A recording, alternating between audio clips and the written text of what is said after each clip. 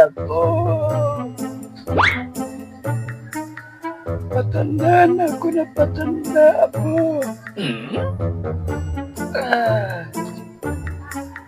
At sa pagkiwari ko, hindi na magtatagal ang aking buhay. Lolo naman, huwag ka na magsalita ng ganyan. Apo, may isa lamang akong habilin sa iyo. Ano po yun, Lolo?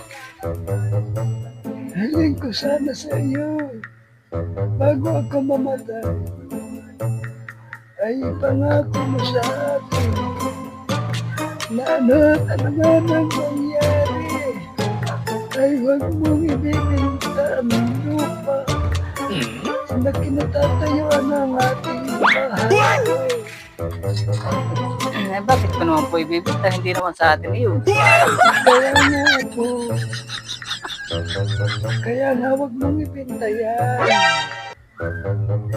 Dahil hindi naman yan sa atin, Apo.